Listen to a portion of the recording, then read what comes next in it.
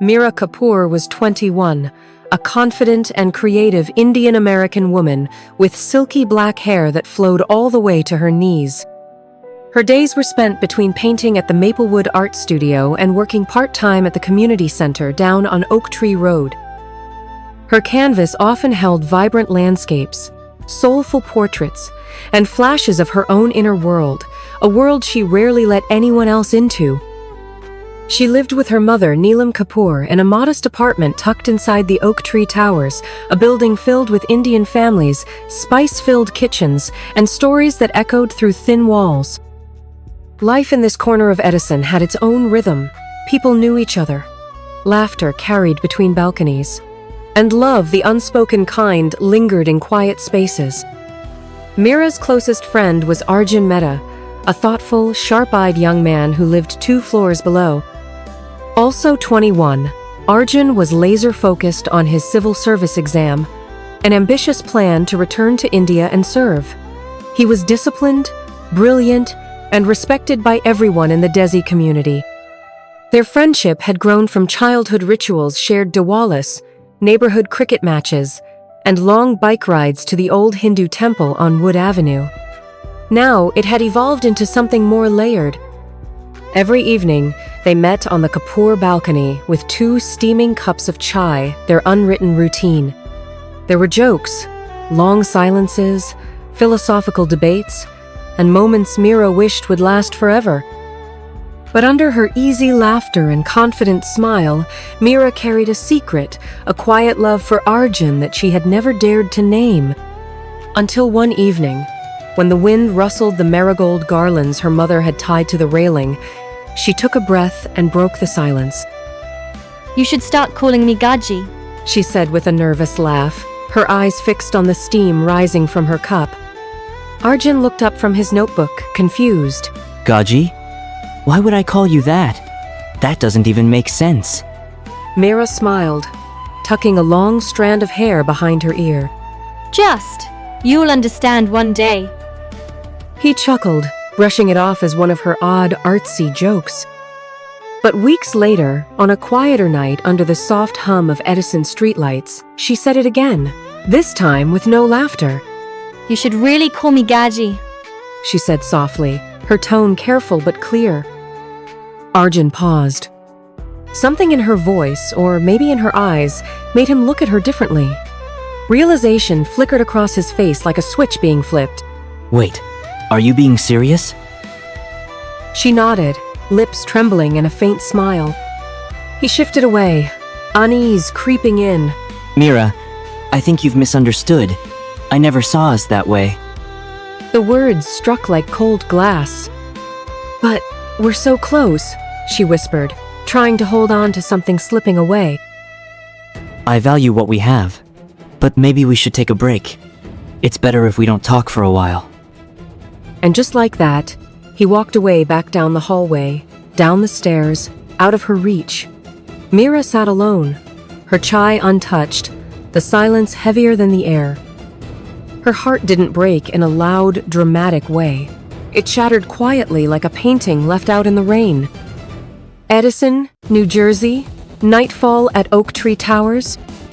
That night, Meera Kapoor sat in front of her mirror, the same one where she used to braid her knee-length hair with jasmine oil and dreams. But now, it stared back at her like a stranger. Her cheeks were streaked with tears. Her reflection looked unfamiliar not because of her face, but because of the emptiness in her eyes. She reached into a drawer, pulled out a pair of scissors from her art supplies, and stared at them for a moment too long. The apartment around her was still her mother asleep in the next room, the air conditioner humming softly in the background. Then snip! The first cut was uneven, harsh. A thick strand of hair fell across her lap. She paused, her hands shaking, and then another cut, and another. The sound of scissors slicing through years of growth echoed in the small bedroom. Locks of her signature black hair piled onto the floor, turning her feet into tiny islands in a sea of memory. Each strand carried a piece of her past art exhibitions, temple festivals, the way Arjun used to tease her during Holi. But now, none of it mattered. When she finally stopped, her hair was shoulder length, jagged, chaotic. Her face was streaked with salt and grief. But there was no going back. At dawn, Mira stood at the entrance of the apartment complex. The early sunlight cast long shadows across the parking lot. In her hands, she held a bundle, her cut hair, wrapped tightly in a maroon scarf. She waited. And when Arjun emerged from the stairwell, she stared straight into his eyes, her own hollowed out from a sleepless night. Then, without hesitation, she threw the bundle at his feet. "This," she said, her voice trembling. This is what you've done to me. Before he could respond, she struck a match, the same kind she used to light candles for Ganesh Puja. She dropped it onto the bundle. The scarf caught fire instantly. The flame hissed, curled, then roared for a moment before collapsing into ash. Smoke twisted into the morning sky. Arjun said nothing. He stood in stunned silence, the heat of the fire rising between them. She didn't wait for his reaction. She turned and walked away, her steps firm, her shadow long. Later that week, Arjun started attending evening coaching classes at Edison Prep, where he met Priya Desai, a 22-year-old law student with an easy smile and a mind sharp as glass. She wore her wavy, waist-length hair in soft braids and spoke with clarity that made professors listen. Unlike Mira, Priya was calculated, calm, composed.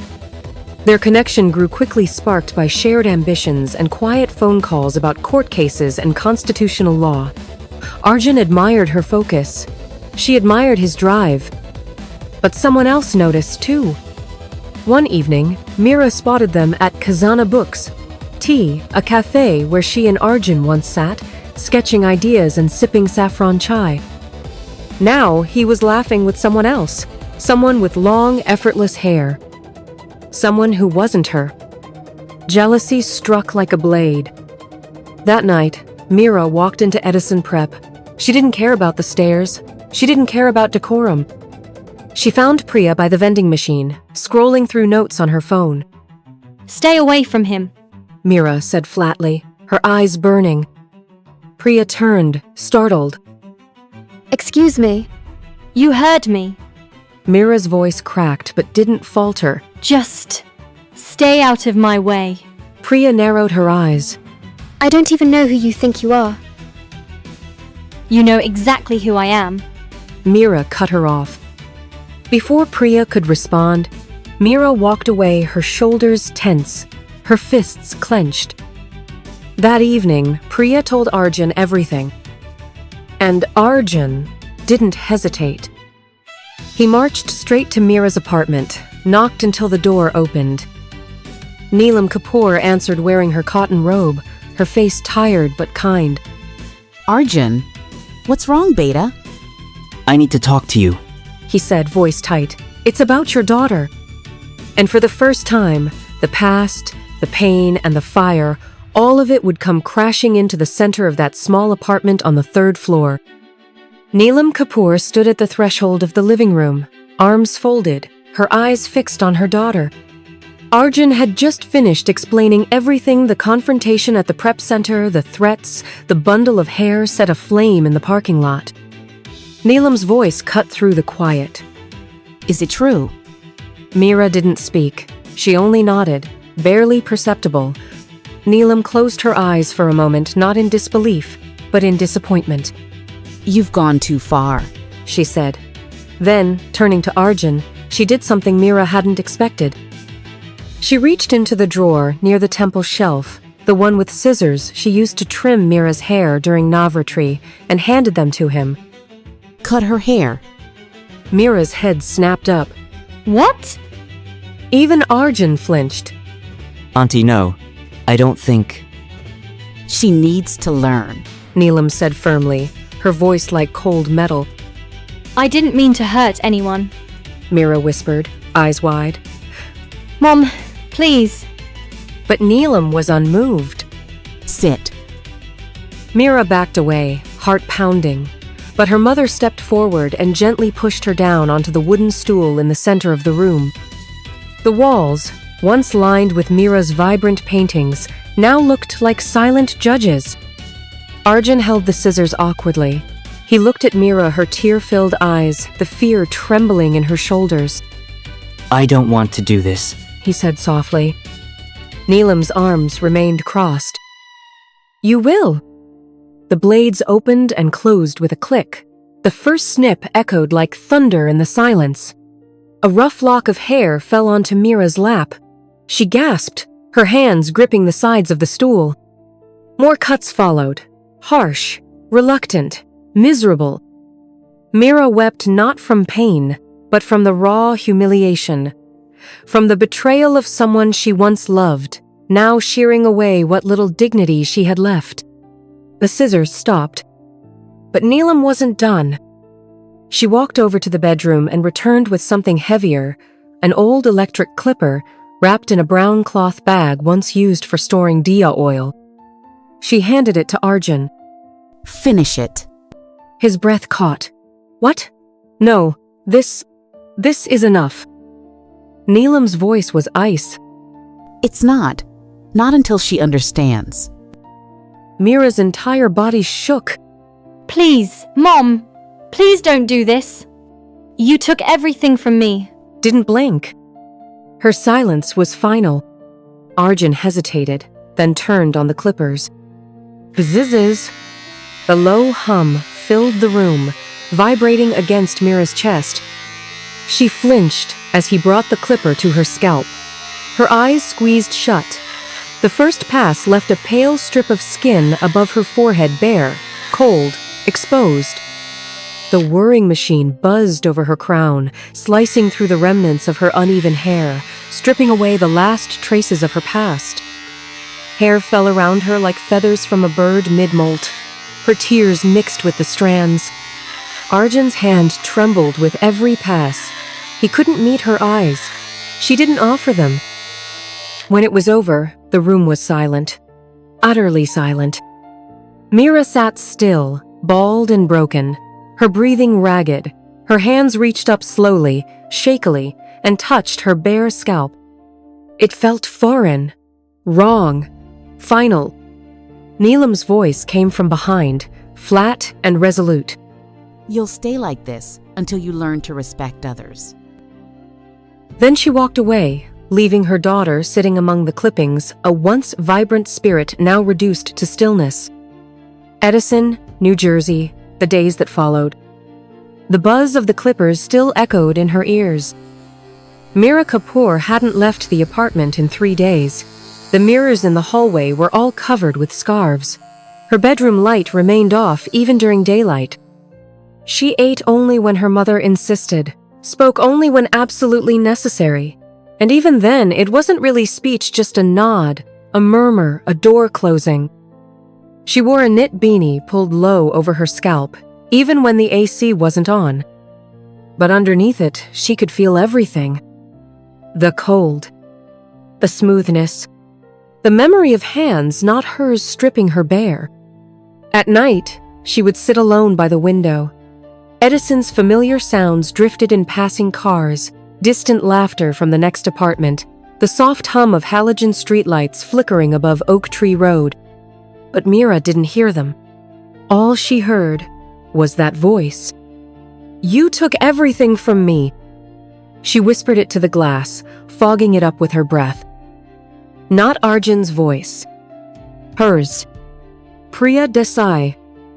That name sat in her mind like a splinter, not because Priya had done anything, but because she hadn't had to. Priya didn't cry herself to sleep. Priya hadn't begged her mother not to be shamed in front of the boy she once loved. No. Priya still had her place, her dignity, and her hair. Mira's hand trembled as she reached up under the beanie, fingertips brushing the bare curve of her skull. A wave of nausea hit her. She pulled her hand back and clutched her knees. For the first time since that night on the stool, her tears stopped. Not because she had healed, but because something colder had replaced them. Rage. Not loud, flailing rage, but the quiet kind. The kind that builds in silence, that plans. She needs to feel it too, Mira muttered. She needs to understand what it's like to be erased. In the days that followed, Mira avoided everyone. Her friends texted she left them on red. Her art supplies gathered dust. Even the studio messaged about her shifts. She ignored it all. Instead, she spent her time watching. She saw Priya walk past the Edison Prep Center, saw her board the 62 bus to Rutgers Newark, saw how the other students admired her, how her thick braid swayed when she walked. It made Mira's scalp ache. She remembered how Arjun once glanced at her the same way. She remembered how that glance had stopped the moment Mira's own hair had been left on the floor. One evening, while organizing old sketchbooks, she found the electric clippers her mother had given Arjun. She stared at them for a long time. They were heavier than she remembered. She slid them into her bag, zipped it up carefully, and checked the battery. Full charge. That night, Mira stood in front of the mirror again. Not to cry, not to grieve, but to prepare. She took off the beanie and looked at her reflection. Her bald head shimmered in the faint yellow light. Her eyes, no longer soft, no longer searching, stared back with chilling calm. It wasn't shame anymore. It was something much sharper. She pulled on a hoodie, slung the bag over her shoulder, and slipped out of the apartment quietly, the hallway still, the stairwell echoing faintly under her steps. The streets of Edison were quiet. A breeze moved through the trees as she walked past the closed shops of Oak Tree Road and the empty benches by Roosevelt Park. She knew where Priya lived. She had walked past the house once before, a modest duplex near a corner lot, not far from the public library.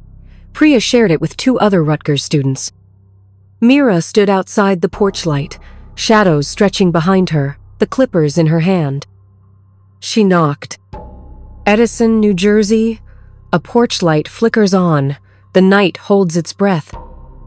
The knock wasn't loud, but it was deliberate. Inside the duplex, soft footsteps approached, floorboards whispering under each step. A hallway lamp flicked on, casting a warm glow across polished wood and sleepy stillness. Who is it?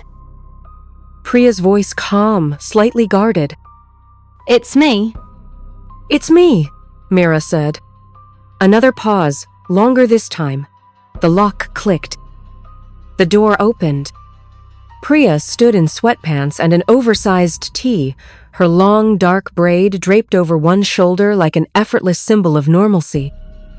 She blinked, confusion creasing her brow until her eyes dropped to Mira's scalp, barely hidden beneath the edge of a gray hoodie.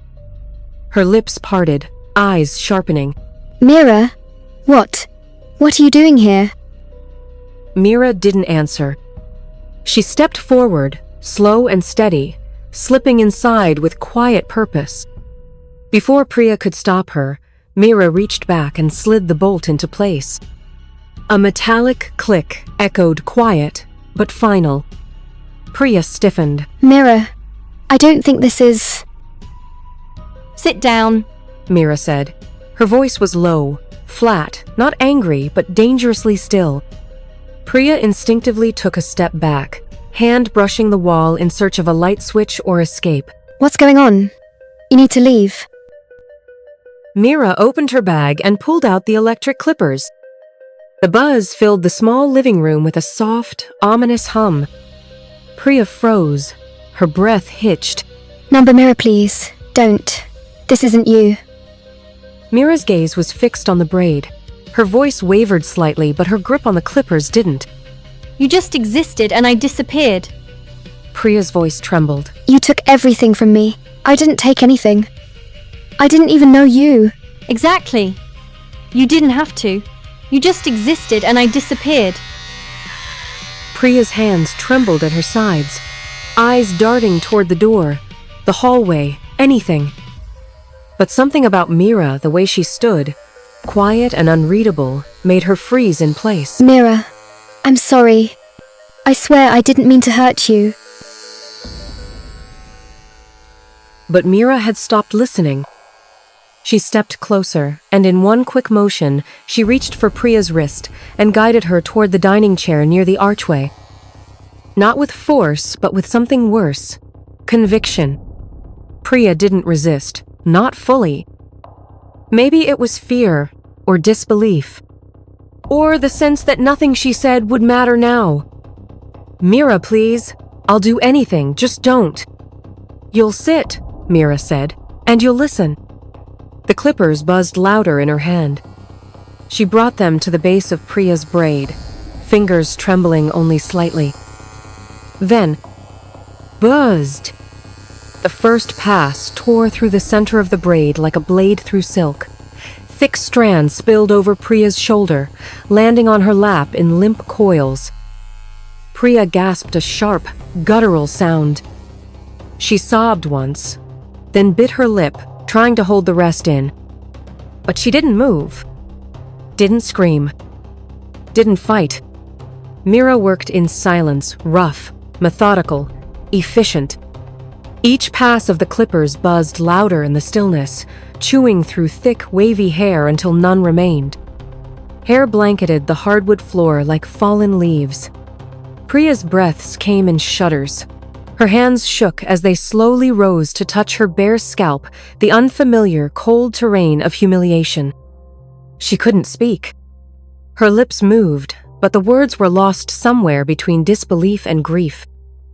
Mira looked down at her, not with triumph, but with a hollow kind of certainty.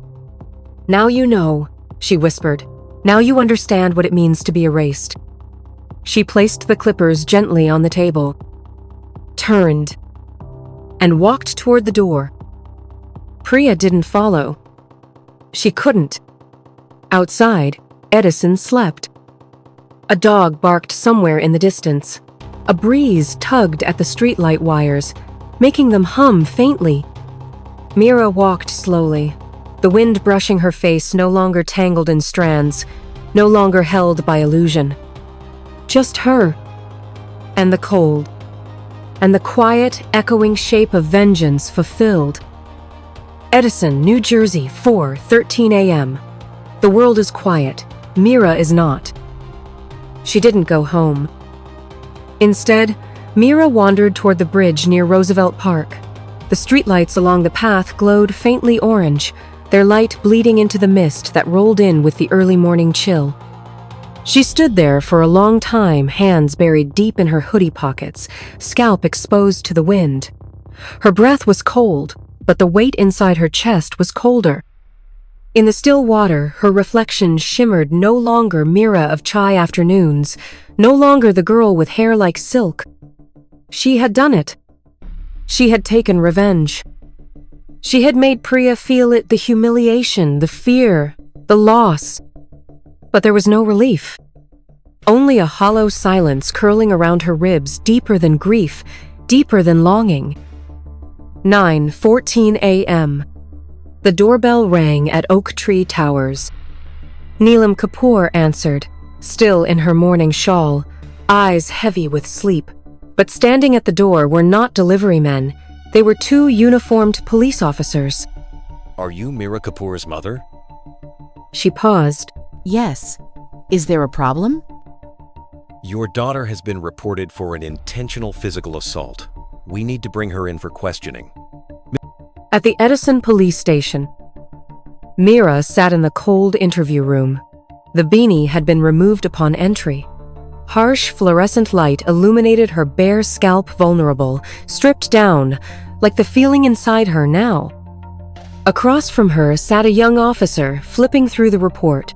"Miss Mira Kapoor, do you acknowledge that you used electric clippers to forcibly shave the head of one Priya Desai at her residence around 10:43 p.m. last night?" Mira, silence. "We have doorbell camera footage. The victim provided a detailed statement and proof of emotional trauma." Mira slowly nodded. "Why did you do it?" The officer asked. She looked down at the table, and then murmured. Because I thought everything had been taken from me. Local news broadcast. A shocking incident in the Edison community.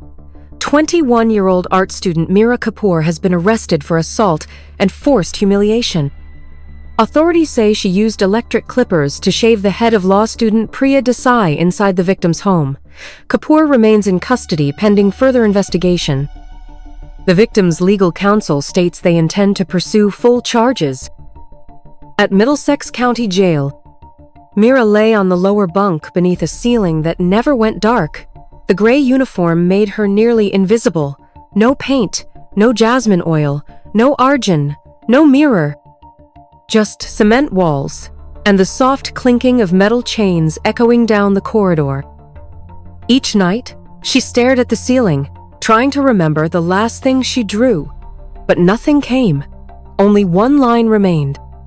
Control isn't power, it's a wound with edges. She had drawn that, and now she had become it. Outside, the world moved on. Priya stayed out of school for a while, but eventually returned, her head wrapped in a silk scarf, her eyes sharper, her voice calm as ever. She joined a student support group and occasionally spoke about recovering from personal trauma. Neelam Kapoor never visited Mira in jail, not out of hate, but because she didn't know where to begin. She only sent a package through Mira's lawyer, a blank sketchbook and 3 graphite pencils. One night, Mira opened it. Her hand moved across the page. She didn't draw hair, didn't draw faces. She drew silence. A blank page with a single line written in the middle. People don't disappear when they're forgotten. They disappear when they forget who they were.